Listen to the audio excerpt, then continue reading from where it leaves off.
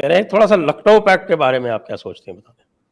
देखिए, Lucknow pact I think was a very strategic collaboration from both ends, but a myopic collaboration for two reasons.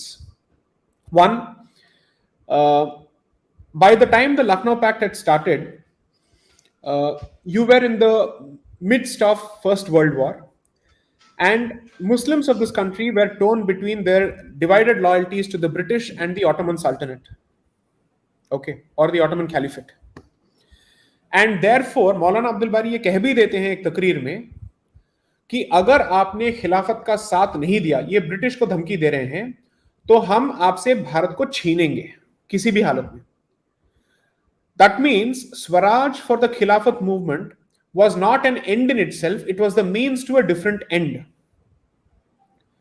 And अगर खिलाफत का मुद्दा खड़ा नहीं होता तो इनकी जो ब्रिटिश लॉयलिस्ट पोजीशन थी वो कंटिन्यू होती किसी भी हालत में, क्योंकि इनका पूरा स्ट्रैटेजी ये था आप ब्रिटिश के साथ हाथ मिलाओ ताकि हिंदू सत्ता में वापस ना आए किसी भी हालत में.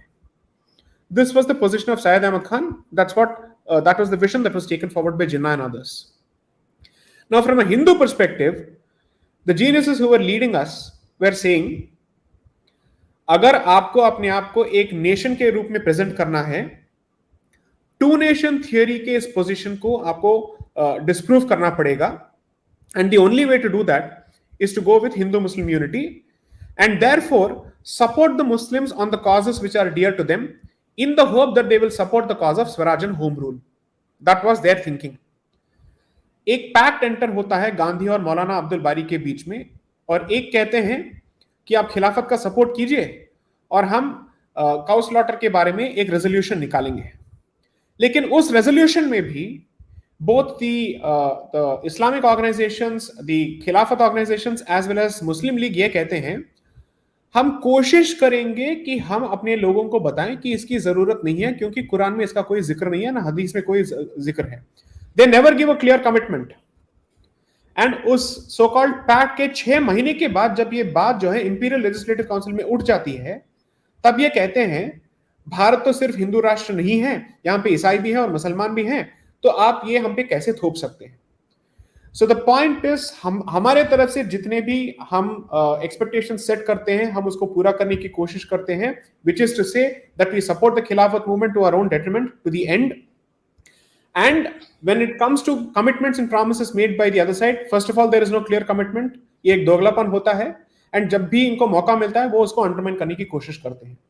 सो I think the point I am also trying to make through the book is hardliners की जरूरत है हिंदुत्व में, जो अपने पोजीशन को किसी भी हालत में कॉम्प्रोमाइज ना करें, ना समझौता करें, और ये इंट्रांसिजेंट थोड़ा बने, ये थोड़े हटीले बने और जिद्दी बने. Because ultimately this is a battle of wills, and in that unfortunately the fact of the matter is the founders of Pakistan succeeded and they won at the expense of Bharat geography and civilisation and our people. इसको समझना जरूरी है, क्योंकि आप जितना भी लोमड़ी के साथ आप समझौता करने की कोशिश करेंगे आप हमेशा हारेंगे, क्योंकि as the saying goes, you offer a slice, it's going to ask for a loaf. So this is effectively the position that we are dealing with. Maybe the only language that is understood by people who carry this particular mindset is हम अपनी जगह से किसी भी हालत में हटेंगे नहीं, और अगर आपको हमारे साथ रहना है then you will have to subscribe to certain non-negotiables. इस पे जब तक खुल के बात नहीं होगी और आप all sorts of excuses create करेंगे, then you will continuously find yourself down a slippery slope. पहले तो अखंड भारत से आप खंडित भारत हुए, अब भारत के अंदर जो है खंड क्रिएट हो रहे हैं और अलग अलग खिलाफत सेंटर्स क्रिएट हो रहे हैं. So what we are currently witnessing is the balkanization of Bharat through creation of multiple centers and parallel governments.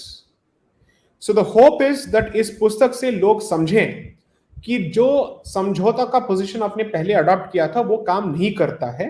Now it is time to do some plain speaking. Quite right. Before we